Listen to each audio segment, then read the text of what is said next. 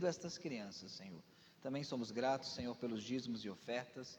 Pedimos, Senhor, que o Senhor nos dê sabedoria como liderança para usar bem os recursos, para que a Tua obra se estenda e se expanda, Senhor. Essa é a nossa oração, no nome de Jesus.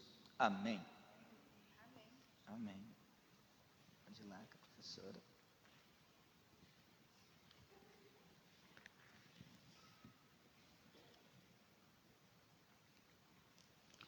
Meus irmãos, vamos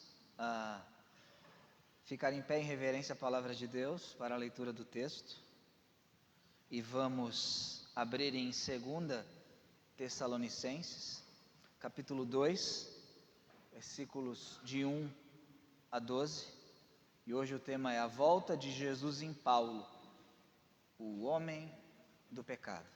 Vimos a volta do Senhor Jesus, a escatologia nos sinóticos, especialmente Mateus, que é o maior evangelho. Veremos nas cartas paulinas, especialmente em 2 Tessalonicenses, que é o maior trecho, e domingo que vem, se Deus assim o permitir, veremos na carta de Pedro, também a escatologia em Pedro. E ano que vem a gente vai expor versículo por versículo o livro de Apocalipse, provavelmente na escola dominical. 2 Tessalonicenses, capítulo 2, versículos de 1 ao 12. Assim diz a palavra do Senhor.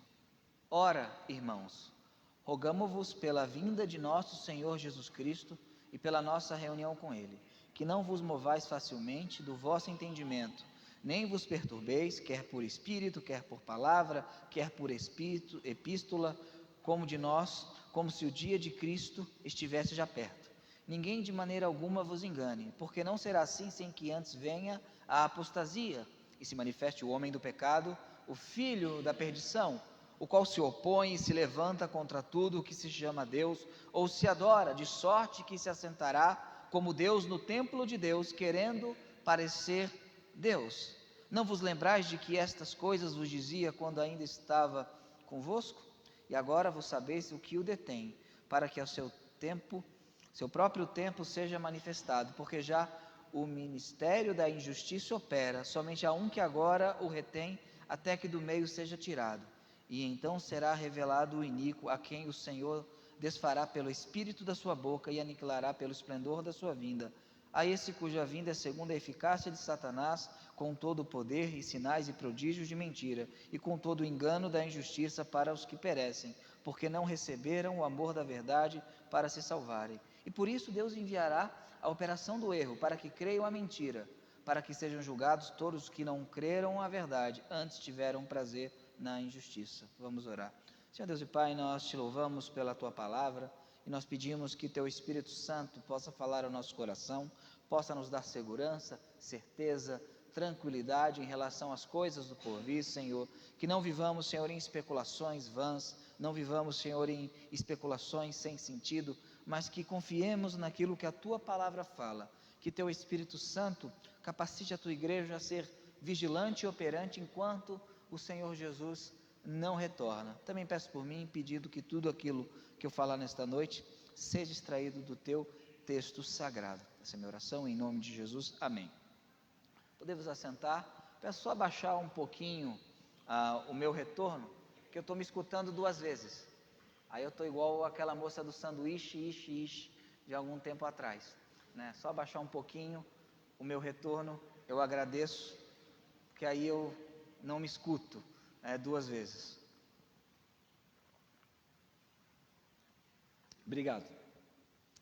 A volta do Senhor Jesus nas epístolas de Paulo, especialmente na segunda epístola de Tessalônica, quando geralmente tem 2 epístolas à mesma igreja, é porque o problema não foi resolvido ou não foi totalmente resolvido na primeira epístola. Paulo, no final da sua primeira epístola, ele fala da vinda do Senhor Jesus Cristo, do arrebatamento, e consola aquele povo, porque aquele povo estava pensando o seguinte: Jesus não veio e alguns irmãos têm morrido, e o que será deles quando o Senhor retornar? Eles perderam a vinda do Senhor. E Paulo fala: olha, não se preocupem como os que não têm esperança, porque os que morreram em Cristo ressuscitarão primeiro, e depois nós, os que estivermos vivos. Aí surgiu um outro questionamento, né? Será que o dia do Senhor já está perto? Será que o dia do Senhor já veio? Será que já estamos no dia do Senhor?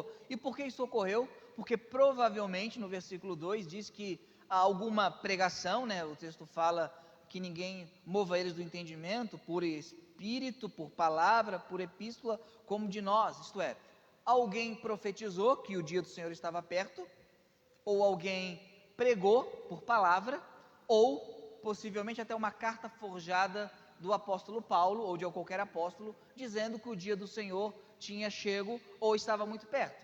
E Paulo fala, não fiquem preocupados com isso, porque isso ainda não ocorreu. E é muito comum na história do cristianismo, né, a gente ser muito alarmista, e a gente ficar apontando o dedo para quem será o homem do pecado, né, a gente dizer quem é o homem do pecado, tentar adivinhar quem é o homem do pecado. Né, o anticristo, o homem do pecado, já foi identificado como Hitler, e até plausível, as pessoas naquela época, especialmente se você era um cristão que não era nazista, na Alemanha nazista, você olhava o Hitler e você pensava o quê? Esse cara é o anticristo, sem dúvida. Também já foi dito que o anticristo era Stalin, que o anticristo era o Macron. Tem uma fixação que eu não entendo pelo Macron, muitos dizem que ele é o anticristo, outros falaram que o anticristo era o Obama, né? Outros agora o anticristo é o Trump, o anticristo já foi o Lula, já foi o Bolsonaro, porque o nome dele é Messias. Então o povo é muito criativo e fica dando nomes a supostos anticristos, né? O fato é que para a igreja primitiva, o anticristo, o homem do pecado, era visto como Nero e seus sucessores. Mas Paulo fala que esse evento, ele ainda é futuro. Ele fala no versículo 1, o seguinte: rogamo-vos pela vinda de nosso Senhor Jesus Cristo e pela nossa reunião com Ele.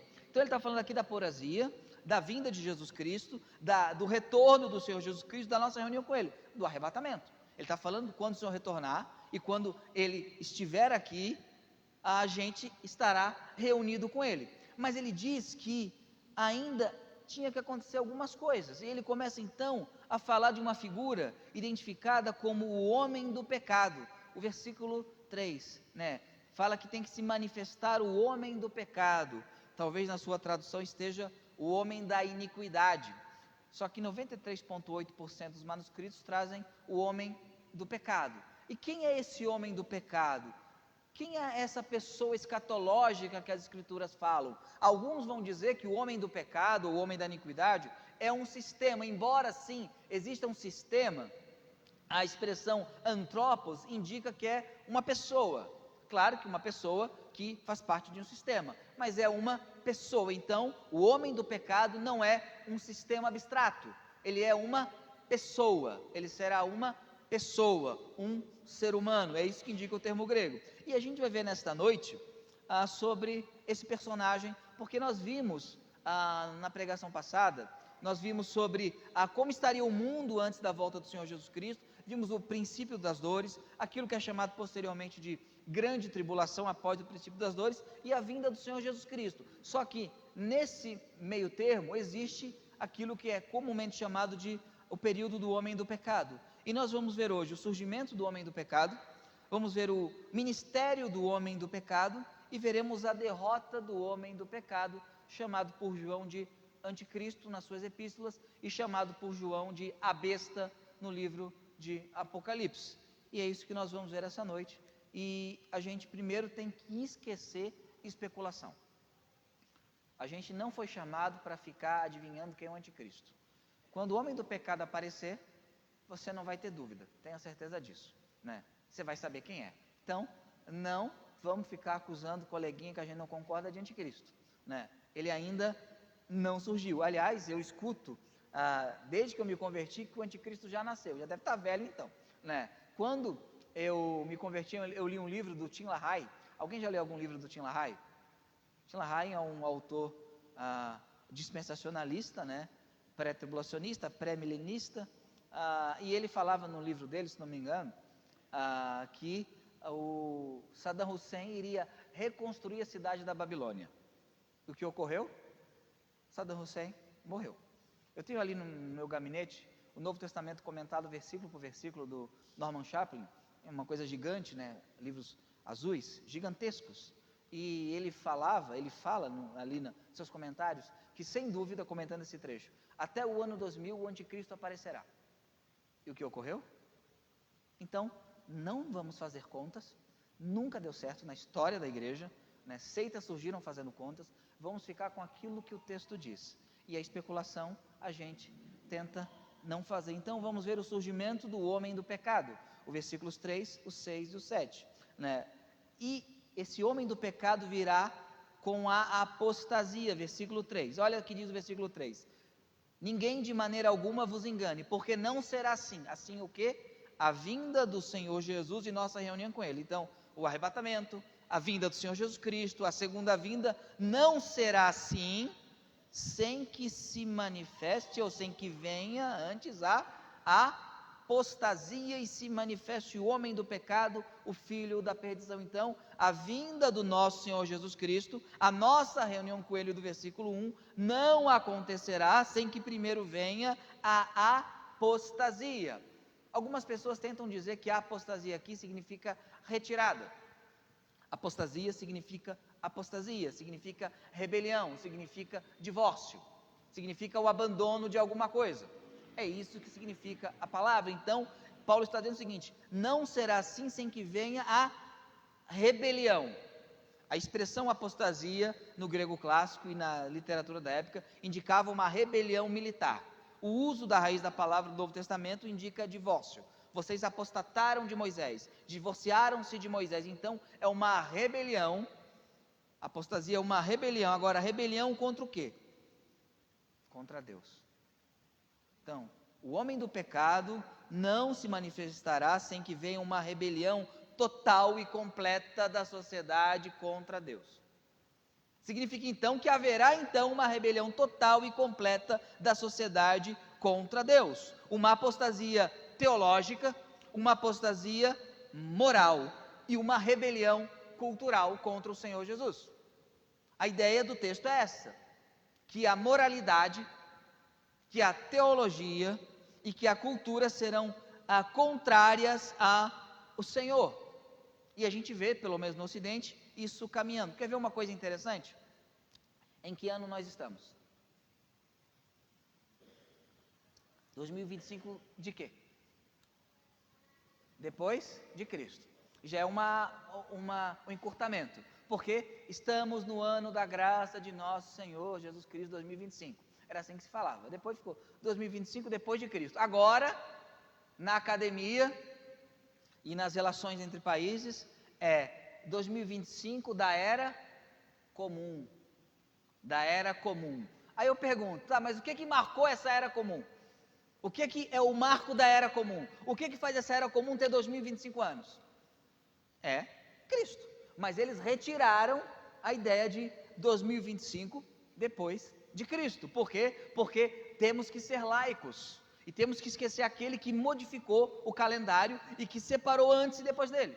Então isso já é um indício de quê? Que Cristo não é bem-vindo à sociedade moderna, à cultura moderna. Então, se alguém falar para mim, o ano de 2025 da era comum, já sei que não presta muito ao pensamento dessa pessoa. Porque é 2025 depois de Cristo. Então, uma rebelião contra o Senhor. Embora também tenha aqui a questão de uma apostasia da igreja, não é apenas da igreja, porque a igreja sempre lutou com hereges, com falsos profetas. É uma rebelião total e completa contra os valores que são expressos na revelação natural, que são expressos na consciência humana. Por exemplo, Chesterton fala que haveria o tempo que teremos que provar que a grama é verde. Hoje é o tempo em que temos que provar que a grama é verde, que nascer humano significa que a pessoa é humana, não um coati. Mas tem pessoas que acreditam que são um coati, porque está, pelo menos no Ocidente, em voga uma rebelião cultural contra Cristo. Por isso que as faculdades laicas que foram fundadas pelo cristianismo, ficam irritadas quando tem culto no campus delas. Porém, grandes reavivamentos surgiram nas universidades. Elas ficam irritadas. Qualquer outra religião pode se fazer lá dentro. Qualquer manifestação religiosa pode ter lá dentro. Só não pode uma coisa: o Evangelho. Por isso, como já falei hoje de manhã, qual é o Deus verdadeiro? É aquele que a sociedade odeia. É aquele que ela não gosta. Então, Paulo fala o seguinte: irmãos, não fiquem preocupados, como se Jesus fosse voltar agora, ou se já tivesse vindo o dia do Senhor e vocês ficaram. Não fiquem preocupados, porque não será assim, porque primeiro tem que vir uma apostasia, uma rebelião deliberada contra Deus. E esta apostasia, ela virá quando acabar a restrição ao homem do pecado. E aqui temos provavelmente o trecho mais difícil das epístolas de Paulo, versículos 6 e 7. Porque o versículo 5 é um parêntese de Paulo. Eu falei isso com vocês quando estive aí. Agora o versículo 6. E agora vós sabeis o que o detém, para que a seu próprio tempo seja manifestado. Porque já o mistério da injustiça opera, somente há um que agora o retém até que do meio seja tirado. E aqui temos alguns problemas. Porque Paulo fala, e agora vós sabeis o que detém. Quem sabia o que detinha? Os Tessalonicenses. Qual é o problema? Nós não sabemos, porque ele não disse. Porque o que são as cartas? As cartas são respostas de perguntas, e nós temos as respostas. O que nós não temos? As perguntas. Aí vem o trabalho de exegese, né? O trabalho de tentar entender o texto, o trabalho de trabalhar o texto. E o que é que detém, que segura o anticristo ou o homem do pecado? O que segura essa apostasia que será manifestada a seu próprio tempo e será tirado do meio? Tem algumas teorias. Uma teoria muito nova, que não era conhecida até o século XIX, a partir de 1830 ela começou a ser divulgada, que seria o Espírito Santo. O Espírito Santo que o detém. Porém, se é o Espírito Santo, por que Paulo não diz claramente? Qual o problema de falar claramente que era o Espírito Santo? Alguns falariam, não, e é uma teoria antiga, que é o arcanjo Miguel, que estava detendo a manifestação da apostasia, baseado em alguns trechos do Antigo Testamento, Miguel lutando contra o povo. Ela, embora tenha mais base do que a primeira, ela tem o mesmo problema. Por que Paulo não falou claramente que era Miguel? Então, quando nós olhamos o texto, aparentemente, Paulo não quer dizer publicamente na carta o que detinha. Paulo não quer falar abertamente o que detinha o homem do pecado e a apostasia. E por que ele usa dessa maneira? Pelo mesmo motivo que João, quando vai chamar Roma, ele fala da mulher embriagada com sangue, a besta sobre 7 montes. Ele não fala Roma, ele fala a Jerusalém espiritual, a prostituta. Por que João não fala Roma? Porque ele não quer problema com Roma. Por que João chama Roma de Babilônia? Porque ele não quer problema com Roma. Ele não quer que Roma confisque a carta e a carta não chegue. Então Paulo aqui aparentemente está usando o mesmo recurso. Então ele não está falando do Espírito Santo. Se fosse o Espírito Santo ele falaria, porque o Espírito Santo o detém. Se fosse Miguel falaria, porque Miguel o detém. Agora, se você notar, aqui há um substantivo neutro, né? E um pronome neutro e um pronome masculino, versículo 6. E vós sabeis agora o que o detém. É neutro, é alguma coisa. O que o detém, é uma coisa. E o verso 7, ele fala o seguinte, porque já o mistério da injustiça opera, somente há um que agora o retém. Agora não é uma coisa, agora é uma pessoa. No verso 6 é uma coisa, no verso 7 é uma pessoa. Do que Paulo está falando aqui? Paulo está falando da lei romana e está falando da figura do imperador. Por isso que ele não está dizendo abertamente. Só que ainda existe um problema nessa visão. Roma caiu e Jesus não veio. Então o que se entende? Que o princípio permanece. Paulo está falando que a lei que havia em Roma, ela retém o anticristo, ela retém a apostasia, a lei, a ordem, a moralidade, os absolutos, e a figura do governante retém isso. Quando a lei, a moral, os absolutos caírem, e a figura do governante com seus freios e pesos e contrapesos cair, e todo o nosso processo legal de civilização é baseado no Império Romano, quando isso deixar de existir, então o anticristo aparecerá. Resumindo, Paulo fala o seguinte, olha, enquanto houver leis e governos que ainda buscam fazer a justiça por meio de seus governantes, o anticristo, o homem do pecado, o iníquo, aquele que comete a ilegalidade, ele não vai se manifestar. Paulo está profetizando aqui a queda do Império Romano, mas também está dizendo que haverá uma queda do próprio princípio de moralidade. Então, quando não houver mais absolutos, quando não houver mais governos que busquem celebrar a honra, quando houver mais governos que busquem celebrar a justiça, quando aquilo que é certo se tornar incerto e a moralidade desaparecer, então é o ambiente perfeito para o homem do pecado aparecer. Paulo está dizendo o seguinte: quando a lei deixar de servir o justo e punir o ímpio, o anticristo vai aparecer.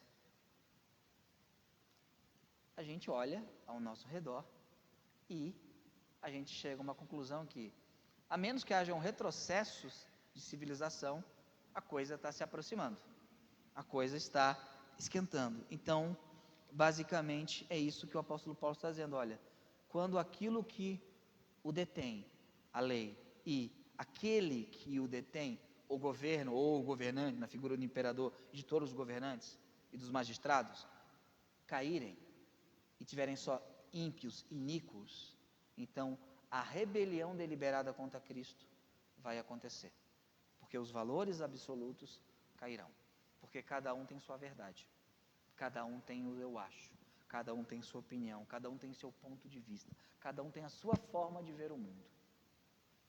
E a gente vê uma desconstrução dos valores absolutos no Ocidente. O Ocidente cairá. O Ocidente cairá. Não é uma questão de ser, mas quando? A sociedade ocidental vai cair. Ela está doente, ela está enferma.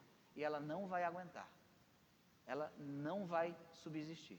A questão é, eu não sei o que vai ocorrer no Oriente, mas no Ocidente, se o mundo fosse apenas ocidental, eu falaria, olha, não dou mais 50 anos.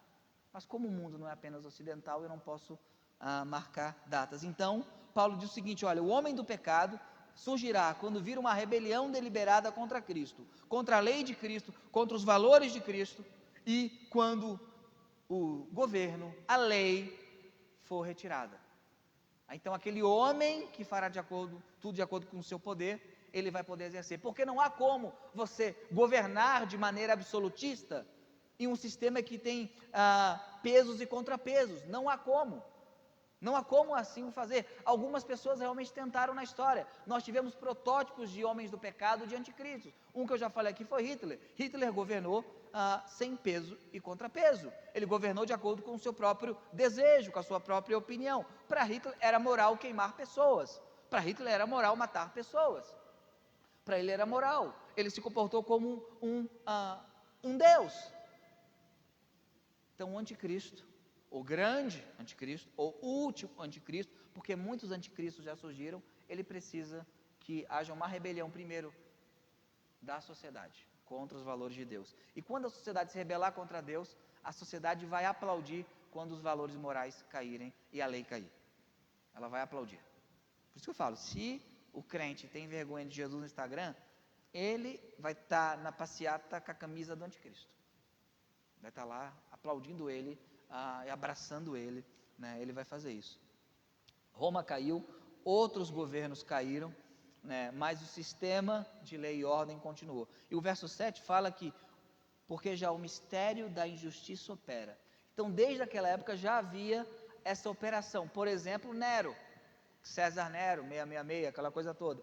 Ele já tentava governar de maneira absolutista, mas o sistema de peso e contrapeso fez com que ele fosse assassinado, porque o Senado romano não queria um louco no poder, não queria um louco no poder. Então sempre tentou aparecer grandes ditadores, só que eles nunca conseguiram durar muito tempo. Eles dominavam uma certa região, mas nunca conseguiram exercer o domínio completo, por causa do sistema de governo que entende que a justiça tem que prevalecer, mesmo que a pessoa não seja crente. Em tese, a justiça toda de Roma, e que é a nossa mãe judicial, entende isso. Então, para que o anticristo o homem do pecado apareça, é preciso que haja a apostasia, é preciso que haja uma rebelião completa, uma desordem moral para que ele apareça. Se isso não ocorrer, ele não vai aparecer. Então, é preciso acabar com a civilização criada pelo cristianismo. A civilização cristã tem que morrer para que ele apareça. Ela tem que acabar para que ele apareça. E pelo que a gente tem visto, ela está a passos de acabar, porque ela está na UTI. Então vimos aqui o que primeiro tem que ocorrer para que o homem do pecado se manifeste. E agora a gente vai ver o ministério do homem do pecado. A atuação do homem do pecado. Esse ministério, ou o que a Bíblia chama de mistério da iniquidade, ele está enfraquecendo os absolutos, enfraquecendo a própria figura de Deus, né? Porque ele se colocará acima de todo Deus, verso 4, o qual se opõe e se levanta contra tudo o que se chama Deus, ou se adora. Nota que depois dessa rebelião e ele surgir, não será algo contra apenas o cristianismo, será contra tudo o que se chama Deus ou adora. Isso é muito interessante. Pela primeira vez na história, Deus ou deuses estão sendo banidos. O mundo sempre foi crédulo. Nunca houve uma sociedade ateia, a não ser pela força. Todas as sociedades, em todos os tempos, em todas as épocas, acreditavam em alguma coisa. É natural do ser humano acreditar em alguma coisa. Porém, surge uma religião no século XVII, ela vai crescendo, e hoje ela está muito em voga, chamada secularismo, laicismo, humanismo. E o que essa religião fala em si? É uma religião que ela tem seus dogmas e suas crenças. Diz o seguinte: o mais importante é o homem. As religiões são o ópio do povo, e se elas existirem, deve ser para servir o homem. Então Deus, ou os deuses, que deveriam ser servidos, agora eles são serviçais do homem em si. Deus é contrário à minha opinião, Deus está errado. Se Deus é contrário ao que eu creio, Deus não é bom, Deus é mau. Porque se Deus criou o inferno, e quem Deus pensa que é para fazer isso? Então, Deus não é amoroso, amoroso sou eu. Amoroso sou eu, que erro com as pessoas, que fico chateado, magoado com bobagem, e amoroso sou eu. Pela primeira vez na história, a humanidade está colocando Deus no banco dos réus. Porque quando o anticristo vir, Deus tem que estar no banco dos réus, porque ele vai se levantar contra tudo o que se chama Deus. E é interessante, quando a gente olha o islamismo, pensa, isso é impossível. A gente olha o islamismo, e você vê as gerações de muçulmanos que já estão vivendo na Europa, os filhos dos filhos dos filhos, eles já estão secularizados. Os jogadores muçulmanos já estão casando com um monte de loura, igual os brasileiros fazem. Eles estão secularizados. A secularização vai atingir o islamismo também. É questão de tempo. Quanto tempo não sei, mas vai atingir. Eles faziam 10 filhos. Aí estão na Europa, começa a fazer 5 filhos, mas aí a mulher quer estudar, o homem quer trabalhar, estão fazendo 2 filhos, daqui a pouco tem igual a gente, não fazendo filho. A secularização está tomando conta. O budismo hoje virou uma filosofia, mas exclui o sobrenatural. O hinduísmo da mesma maneira. Ninguém acredita, ou quase ninguém acredita, que a vaca é um deus. As religiões indígenas viraram folclore e uma cultura bonitinha para a gente ficar olhando como se fosse um zoológico. Por quê? Porque quando ele vir,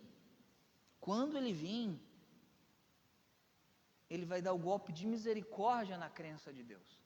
Porque o humanismo diz o seguinte: o homem é o mais importante. Ao mesmo tempo ele também fala, o homem é só um acidente aleatório da evolução. E é interessante, por que a figura de Deus sempre foi tão importante na história da humanidade? Porque o homem olhava a criação e falava, ele existe. Aí surge alguém chamado Charles Darwin e diz o seguinte, tá, mas nós não precisamos disso, Porque as coisas surgiram aleatoriamente. As coisas foram acontecendo. E você tira Deus do trono da criação. Então tudo que nós temos é uma construção social. O sexo virou gênero. Para mim, gênero é objeto, né? Copo, gênero masculino. Para mim, gênero é objeto. Só nasce com sexo, né? Mas virou uma construção social. Os valores morais absolutos viraram construções sociais, né? Não há certo ou errado. A única coisa errada é dizer que há certo e errado. Isso é errado. Isso é errado. Isso, sem dúvida, é errado, né? Por quê? Porque a sociedade caminha para a expulsão de Deus. Deus não tem mais lugar na cultura moderna. Por isso que o anticristo, quando vir, vai se assentar acima de todas as religiões. Vamos abrir em Daniel, capítulo 11.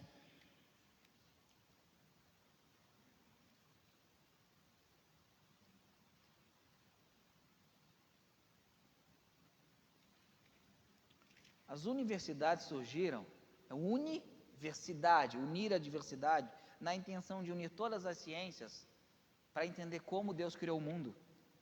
E Deus foi banido delas. Quem fundou as universidades? Foram os crentes, né? Foram os crentes. Daniel 11, 36 e 37.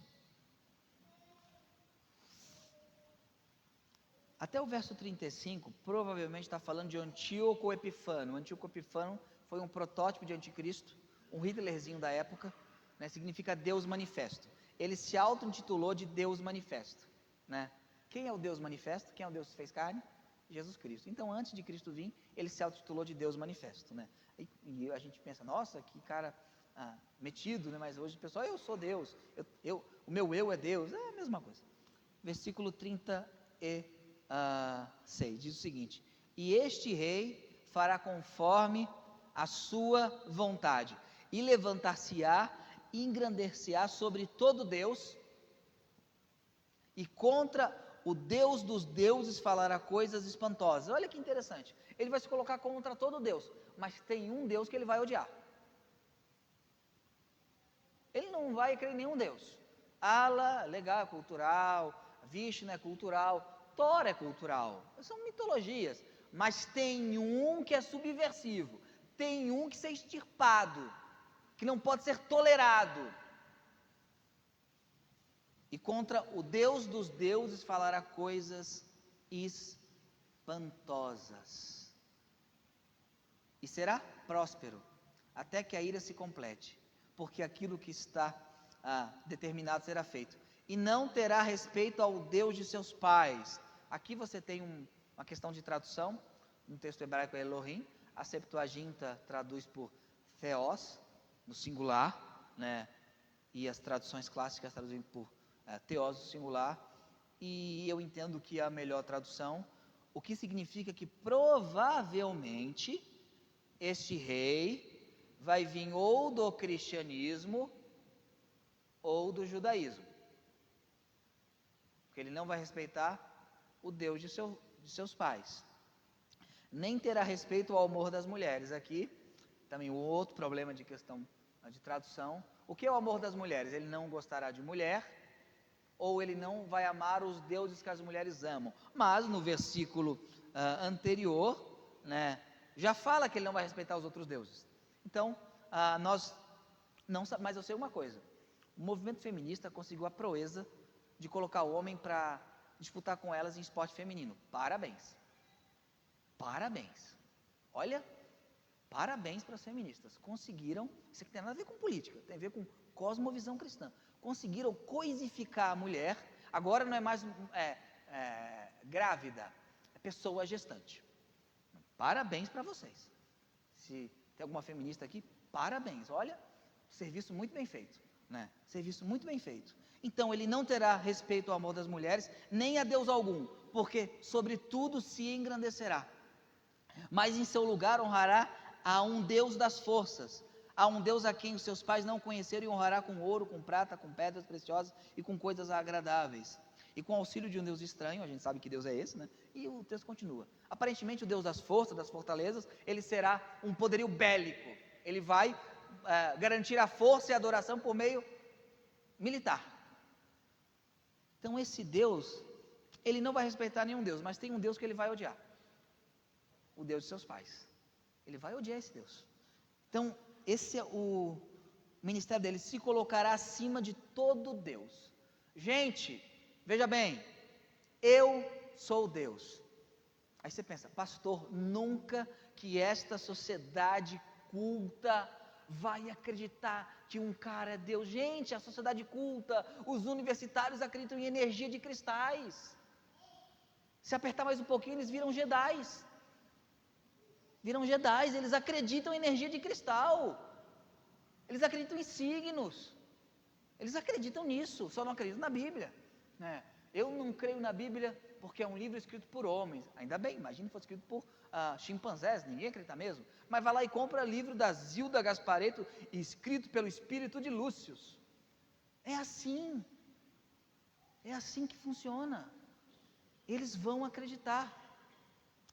E esse homem do pecado, lembremos, houve uma apostasia, há uma desordem social, a grama não é mais verde, tá?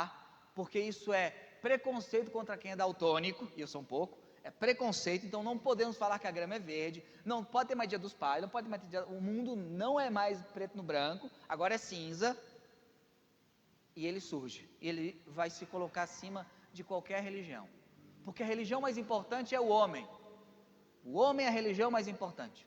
Tiramos Deus da criação, tiramos Deus da história. Da criação não precisa de Deus, as coisas evoluíram aleatoriamente, tudo o que existe na verdade são reações químicas. E tiramos Deus da história, não é mais antes e depois de Cristo, é antes e depois da Era Comum. Tiramos Deus da história, porque o Estado é laico. Quando não entendem que o Estado é laico, é um Estado que não favorece uma igreja específica. Como eu já disse várias vezes, quem criou o Estado laico foram os batistas, Rhode Island, 1638. A gente que criou esse negócio. Então a gente tem lugar de fala para falar de Estado laico. A gente que criou, né? Então o Estado da União Soviética é um Estado ateu. Estado ateu é diferente do Estado laico. Então será assim. E esse homem se assentará no trono de Deus. Versículo 4 de 2 Tessalonicenses capítulo 2.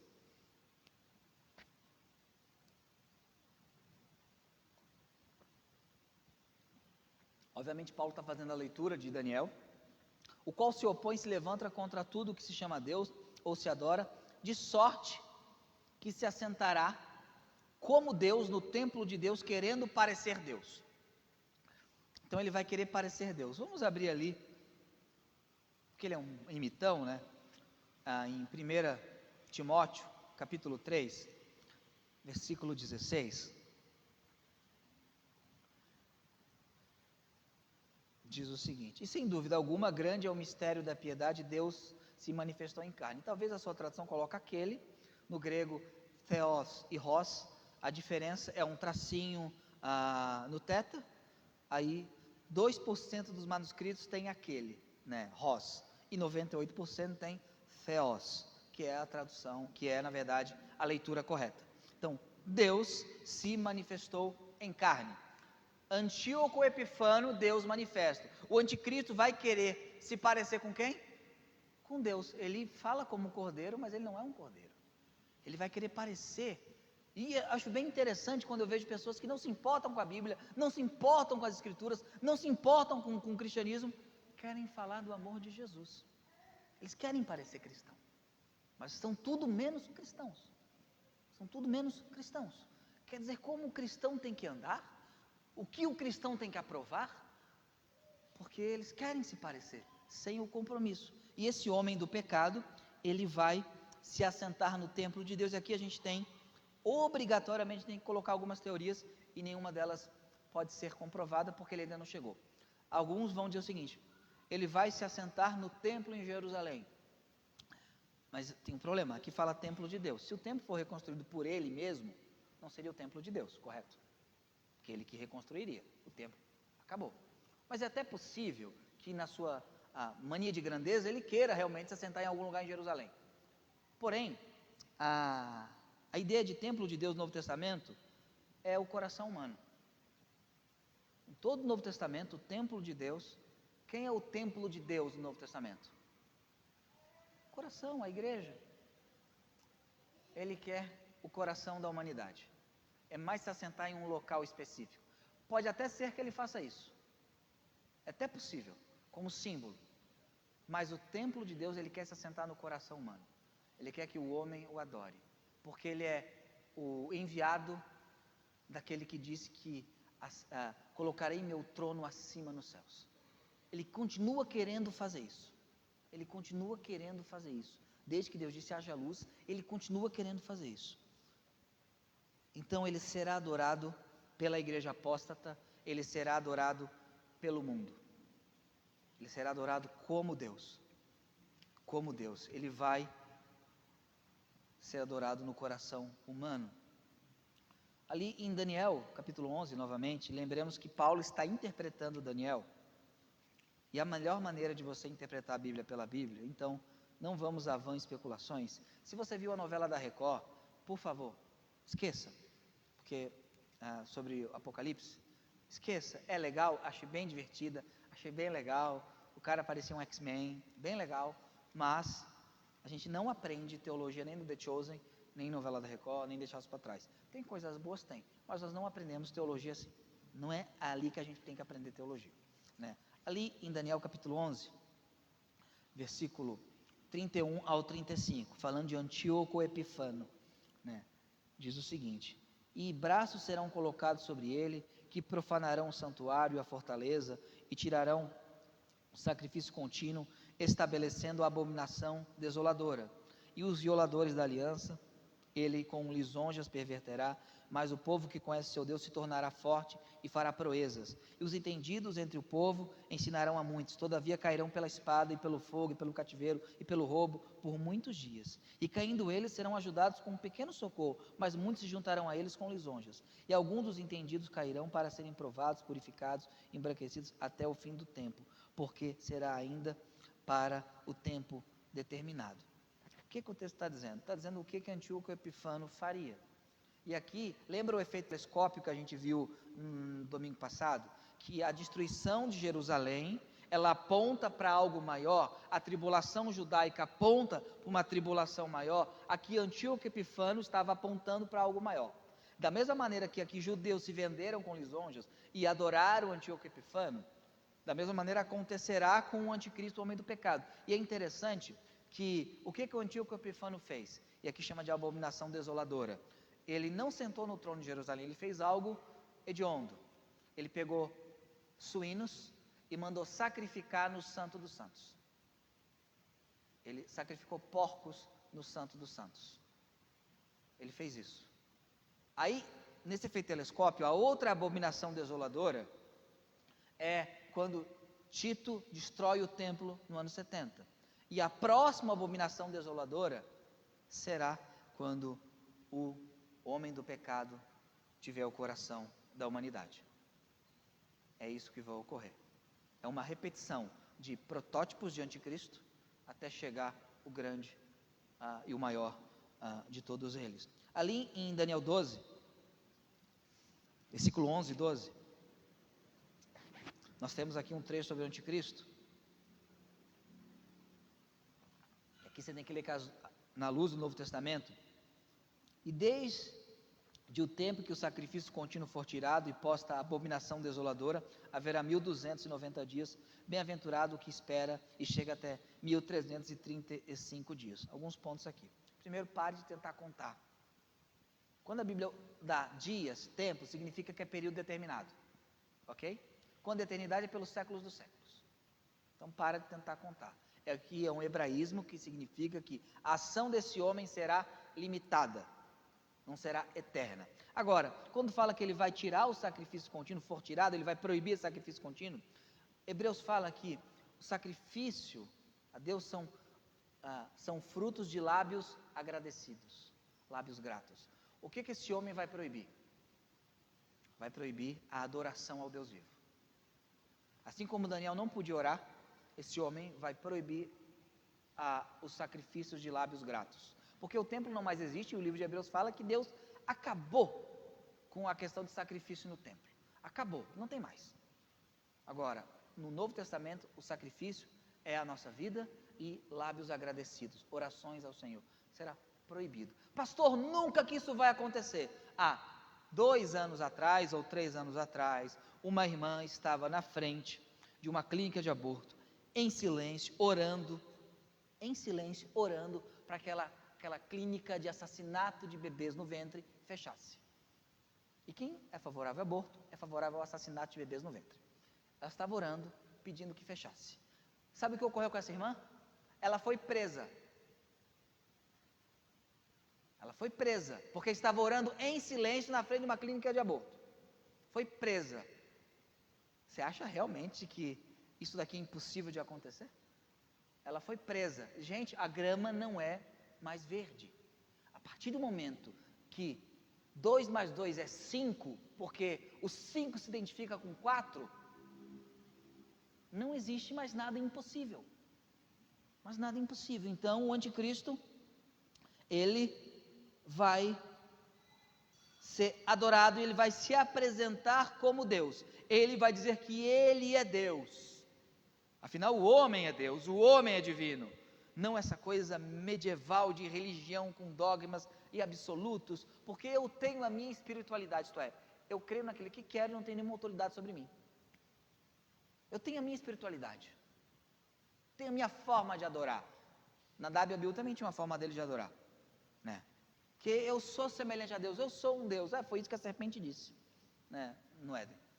Aliás, nem o Éden existe mais, né? O Éden foi tirado, não existe mais Éden também, né? Afinal, se não tem Éden, não tem serpente, não tem pecado, e tudo desmorona. Agora, eu disse o que ele vai fazer, agora eu vou dizer como ele vai fazer. Ele será energizado por Satanás. Voltando para 2 Tessalonicenses. O que Hitler não teve, Antíoco Epifânio não teve,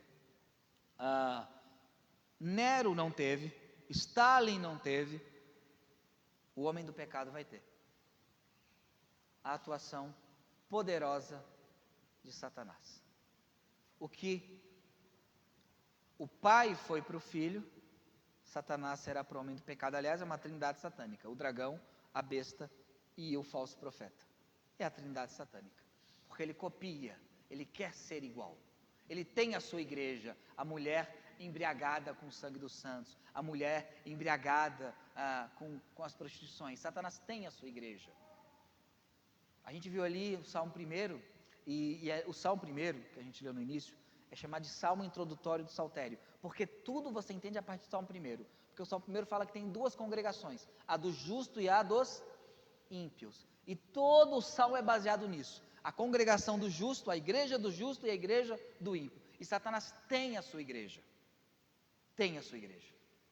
porque ele quer ser igual ao Cordeiro, ele quer ser, esse é o objetivo dele. Então Satanás, ele vai dar poder ao homem do pecado, verso 9 de 2 Tessalonicenses.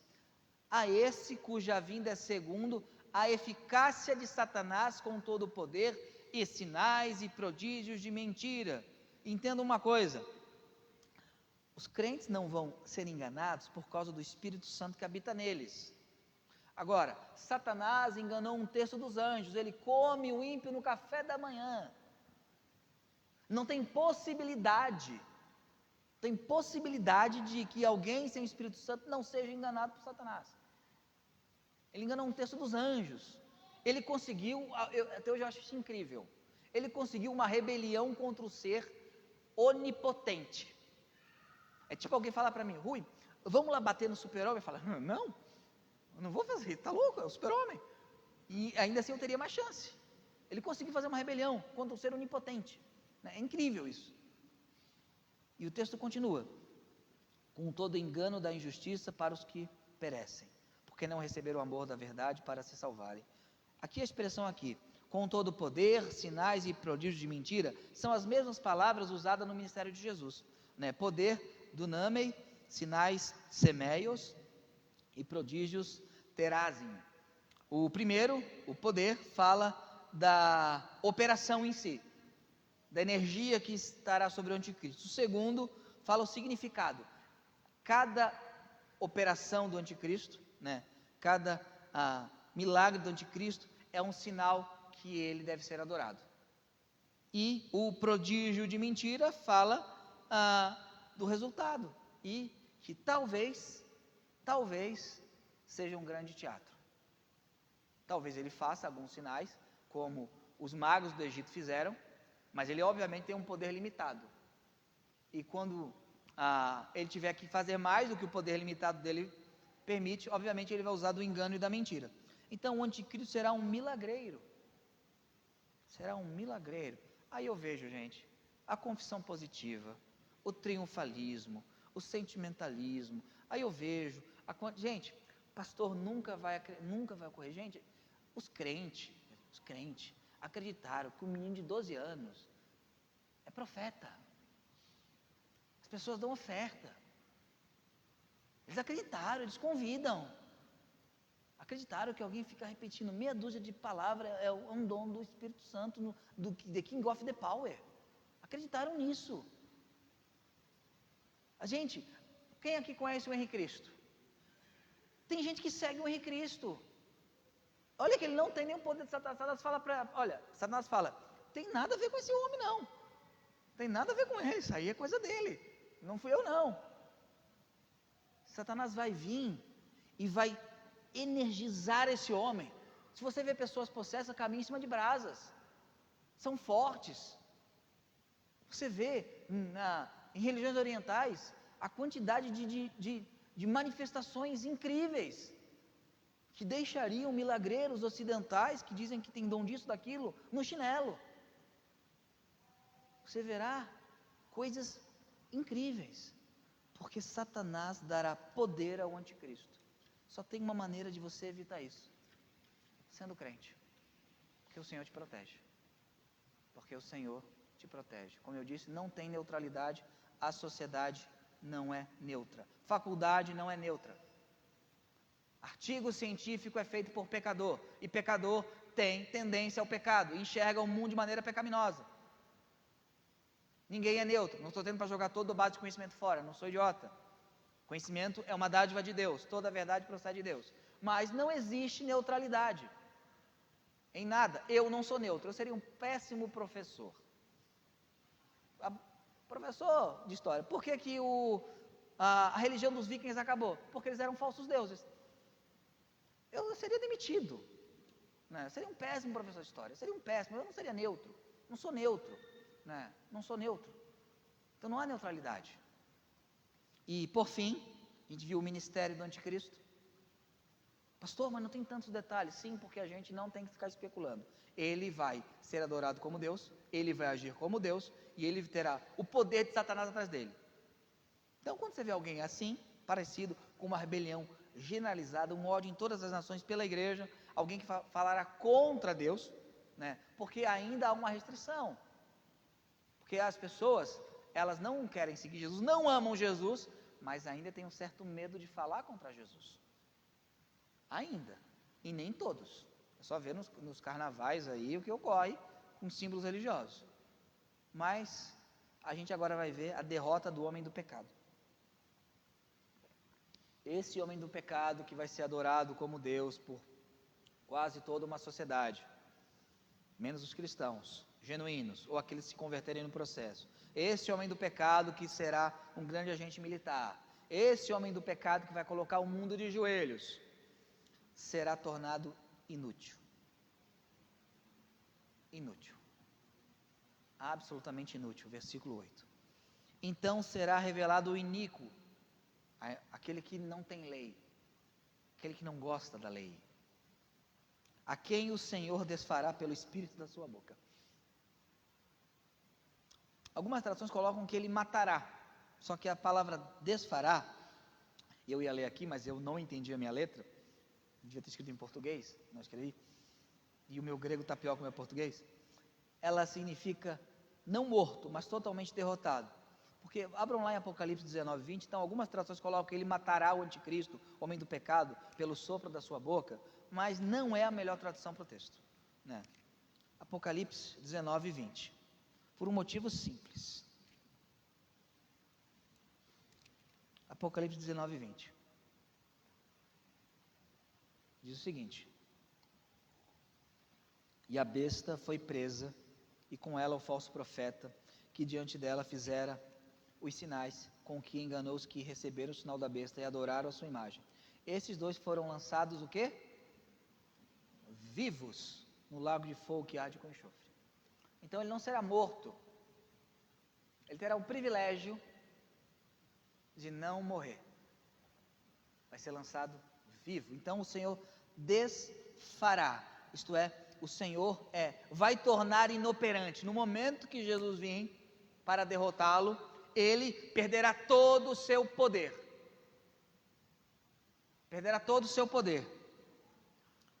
e ele será derrotado facilmente. E aqui tem um jogo de palavras: o Senhor desfará pelo espírito da sua boca, ou pelo sopro da sua boca, porque pneuma é tanto espírito como sopro. Aliás, a espada do espírito é a palavra de Deus, não é? Então esse jogo de palavras, o Espírito Santo, ele procede do Pai e do Filho. O Filho é gerado, não criado. O Espírito Santo é procedente do Pai e do Filho, filioque, né? E o Senhor Jesus Cristo vai chegar e vai fazer assim com o anticristo. É isso, não tem batalhas, uma coisa, vai um monte de tanque de guerra contra Jesus. Não tem, não dá tempo. É um carrapato tentando mover o Everest. Todo aquele poder bélico, militar, econômico, toda aquela adoração, Jesus vem e destrói ele. E ele será derrotado dessa maneira, pelo Espírito, pelo sopro, pela espada do Espírito. E ali, Isaías 11:4, e Paulo está tirando de Isaías 11:4, que aqui não está falando necessariamente do anticristo, Isaías 11:4, por isso que algumas traduções colocam matará. Ele está falando do ímpio, de todos os ímpios. Depois a gente vai voltar em Apocalipse para ver, Isaías capítulo 11, versículo 4, aqui fala do reino do Messias, né? Ele fala do verso 1 até o verso 3 do reino. No verso 4 ele fala do julgamento: mas julgará com justiça aos pobres, e repreenderá com equidade os mansos da terra, e ferirá a terra com a vara da sua boca. Mesma linguagem. E com o sopro dos seus lábios matará ao ímpio. Alguns acham, esse ímpio é o anticristo? Não, porque o anticristo vai ser lançado vivo. Então o que ele vai fazer, além de soprar e matar o anticristo, e desfará o anticristo, lançar vivo no lago de fogo? Ele vai matar o ímpio. Agora, que ímpio? Lá em Apocalipse 19,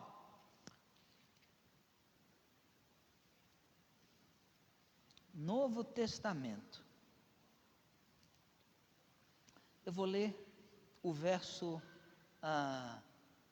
e eu vou ter que ler o verso 11 até o verso 21. Apocalipse 19, 11 ao 21. Se você tem a ideia do Jesus fofinho, o Jesus bonitinho, good, ela acaba agora. Apocalipse 19, 11.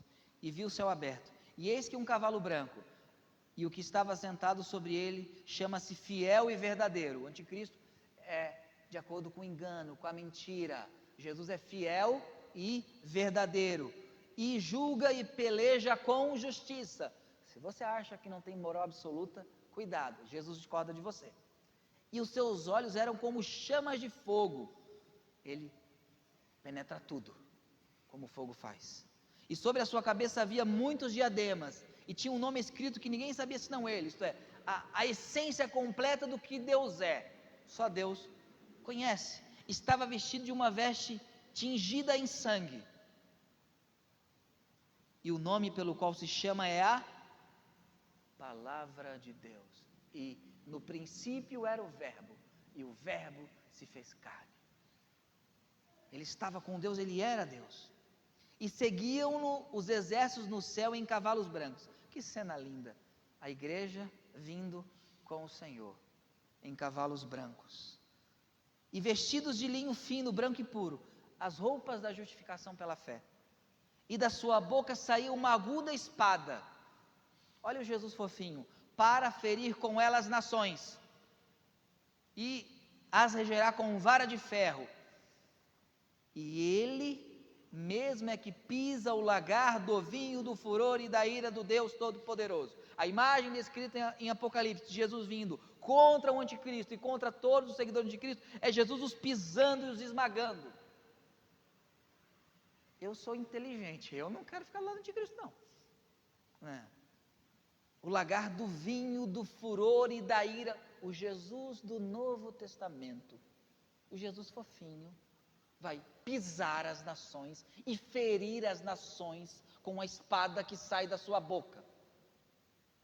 Você tem um trecho nos evangelhos, quando os homens vão prender Jesus, se não me engano é o evangelho de João, ele fala, quem é Jesus? Jesus fala, ego eimi, eu sou. Sabe o que acontece com os caras? Eles caem. Aí eles falam de novo e eles caem. Aí na terceira vez Jesus se permite ser preso. Porque ele falou, eu sou, ego eimi. Os caras, buf. Não toca em Jesus se Jesus não deixar. O texto continua. E no manto e na sua coxa tem escrito este nome: Rei dos Reis e Senhor dos Senhores. E vi um anjo que estava no sol e clamou com grande voz, dizendo a todas as aves que voavam pelo meio do céu: Vinde e ajuntai-vos à ceia do grande Deus, para que comais a carne dos reis, e a carne dos tribunos, e a carne dos fortes, e a carne dos cavalos, e dos que sobre eles se assentam, e a carne de todos os homens, livres, servos, pequenos e grandes. A descrição aqui é de uma carnificina. Se algumas pessoas têm problema com Deus do Antigo Testamento, elas vão ter agora com Deus do Novo Testamento. Uma carnificina. Nenhuma passagem do Antigo Testamento é tão brutal quanto essa. Nenhuma. E o texto continua: E vi a besta, e os reis da terra, e seus exércitos reunidos para fazerem guerra. Aquele que estava sentado sobre o cavalo é o seu exército. E a besta foi presa, e com ela o falso profeta que diante dela fizera os sinais com que enganou os que receberam o sinal da besta e adoraram a sua imagem. E estes dois foram lançados vivos no lago de fogo que arde com enxofre. E os demais, quem os demais? Todo mundo que não é do exército do Cordeiro, foram mortos com a espada que saía da boca do que estava sentado sobre o cavalo. E todas as aves se fartaram das suas carnes. Quando Jesus vir, não sobra ninguém que não seja a igreja. Ninguém.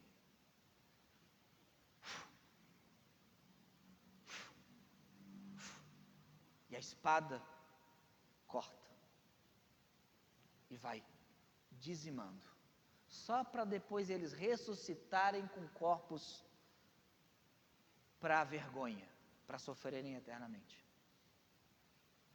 Apenas para isso. Quando Cristo vir, qualquer pessoa que esteja seguindo o anticristo será morta por Jesus Cristo. O cara fez uma contagem uma vez de quantas pessoas teriam morrido na Bíblia, e um número bem alto. Aí falaram para mim, eu falei, tá errada a contagem. Aí ele, por quê? Porque ele esqueceu de contar o dilúvio. Ele estava tentando mostrar que Satanás tinha matado umas 4 ou 5 pessoas, e Deus tinha matado umas 200, alguma coisa assim. Eu falei, a contagem está errada. Por quê? Porque esqueceu de contar o dilúvio. É um pouco mais. Tem um dilúvio ali, né? E sem contar que você não sabe a população de Sodoma e Gomorra também, né? Você não sabe. Então é um pouquinho mais, né? É um pouquinho mais. 200 mil, alguma coisa assim, Deus teria matado, né? É um pouquinho mais. Então o que nós observamos? Que o anticristo, o homem do pecado, vai se tornar inoperante, ser derrotado facilmente, vai ser lançado vivo. E todos os outros serão mortos com a espada que sai da boca do Cordeiro. Não sobra ninguém para contar a história. Ninguém. Jesus vencerá a besta. Jesus vencerá a besta. Ele não virá como um cordeiro. Virá como um leão, como o Rei dos Reis, o Senhor dos Senhores. E eu termino aqui, concluindo, falando sobre os seguidores do homem do pecado. Voltando para 2 Tessalonicenses. Primeiro, eles não querem amar a verdade. Versículo 10. E com todo o engano da justiça para os que perecem, porque não receberam o amor da verdade para se salvar. A ideia aqui de receber, não é que Deus não deu, eles não quiseram aceitar. Eles não receberam de mente aberta, de braços abertos a verdade. Cada um tem a sua verdade e não querem a verdade absoluta. Eles não querem a verdade de Deus. Eles não querem. Então eles não receberam a verdade. Eles não querem crer na verdade. Versículo 12: para que sejam julgados todos os que não creem à verdade, antes tiveram prazer na iniquidade. Eles não querem crer na verdade. Teve um debate do William Lane Craig com Rowan Atkins, muito tempo atrás, sobre a ressurreição de Cristo. E o ateu ficou encurralado, não há como explicar o cristianismo se Jesus ressuscitou dos mortos. E a resposta dele foi o seguinte, que o Lane Craig falou: então os discípulos, eles queriam ser perseguidos, inventaram a ressurreição, roubaram o corpo de Jesus Cristo, nocautearam os soldados romanos, moveram a pedra de 2 toneladas, inventaram a história apenas para serem mortos e perseguidos e sendo tratados como um pária da sociedade. Ele falou: não, mas talvez eles estivessem entediados. A resposta do ateu, brilhante, doutor em um monte de coisa, foi essa: não querem crer na verdade. Eu estou entediado. Quer saber? Eu vou cutucar o Império Romano. Estou entediado, né? Eu vou fazer isso. Não querem crer na verdade. E tem prazer na quebra da lei do Senhor, para que sejam julgados todos os que não creram na verdade, antes tiveram prazer na iniquidade, na quebra da lei. Eles têm prazer em desobedecer a Deus. E o versículo 11, eu deixo para o final, porque eles serão julgados, condenados, mas o versículo 11 mostra o que Deus vai fazer. Satanás vai agir, só que Deus fará uma coisa. E por isso, porque não quiseram receber o amor à verdade, Deus lhe enviará a operação do erro, para que creiam a mentira. É uma verdade absoluta que eu nasci um ser humano. É mentira que eu sou um coati. Mas tem gente acreditando que é coati. Deus enviará a operação do erro. Não porque Deus não quisesse salvá-los, mas porque rejeitaram de maneira tão aberta a graça de Deus, que Deus envia, King James traduz aqui, uma forte ilusão. King James traduz: Deus enviará uma forte ilusão a eles, para que de fato eles creiam na mentira. Deus os abandonará em seus delitos e pecados. Deus enviava um espírito a Saul.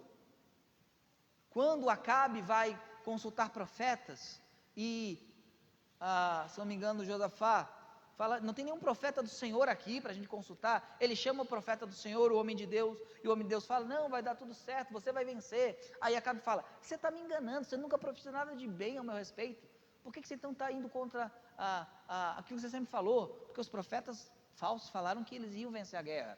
Aí o homem de Deus fala: eu vi o Senhor em uma reunião de anjos, e o Senhor disse: quem enviarei para enganar Acabe? E apareceu um espírito de mentira e disse: envia-me a mim. E o Senhor enviou o espírito de mentira a enganar Acabe. Deus não criou a mentira, mas Deus utilizou do desejo de não ter a verdade de Acabe para enganar Acabe. A sociedade será entregue ao espírito de mentira nunca antes visto, para que creia na mentira e para que acredite que o anticristo é Deus, e vai adorar o anticristo como Deus, e vai servir o anticristo, e serão julgados. Então o homem do pecado, ele vai aparecer num período de apostasia e de rebelião à lei e à moralidade. Ele vai ser adorado como Deus, fará sinais e prodígios de mentira, e ele será derrotado facilmente. E eu termino com uma pergunta, uma afirmação, uma pergunta. A afirmação é: não haverá possibilidade de Jesus perder essa guerra. Não tem possibilidade. Isso é uma afirmação. O Cordeiro vencerá, porque ele é leão. A pergunta é: você vai ficar do lado de quem? Do homem do pecado, vivendo uma vida de pecado, ou daquele que vai julgar as nações com vara de ferro, aquele que virá? E eu só posso dizer à igreja: Maranata. Vamos ficar em pé e vamos orar.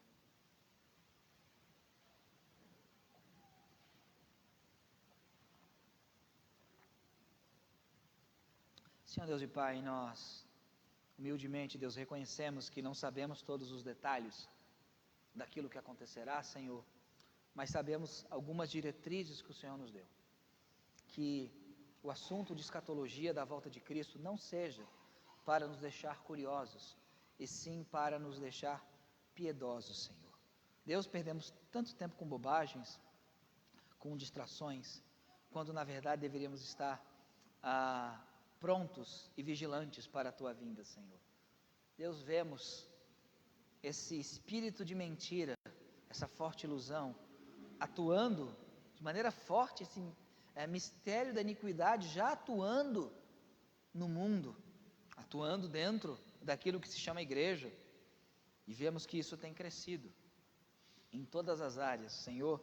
Vimos a coisificação do homem, o homem sendo tratado como uma bactéria evoluída, um primo distante de algum símio no passado. Vimos, Senhor, os homens tentando te destronar da criação, mas sabemos que eles não conseguirão, porque o Senhor é o Deus Todo-Poderoso. Eu te peço, Pai, se alguma pessoa aqui que ainda não recebeu o Senhor como Salvador de sua vida, que essa pessoa se emende contigo e te receba em arrependimento e fé, para que não seja pisada no lagar do vinho da ira do Deus Todo-Poderoso. Que entenda que é um dever moral se arrepender e crer, e confiar e confessar ao Senhor como único e suficiente Salvador. E que a tua igreja seja despertada para aquilo que é eterno, para aquilo que tem valor eterno, Senhor. E que aquilo que é temporal, embora importante, Deus, tenha o seu lugar devido. Nos ajuda, Senhor, a sermos uma igreja madura, uma igreja que te ama, uma igreja que anda em teus caminhos, pois o Senhor voltará e vai pedir a prestação de contas, Senhor. Sabemos que somos salvos pela graça, mas queremos ouvir de ti, Senhor. Vinde benditos de meu Pai, muito bom, servo bom e fiel. Queremos ouvir isso. Nos ajude, Senhor, a prestar um bom serviço a ti enquanto aqui estamos, Senhor. Essa é a nossa oração em nome de Jesus.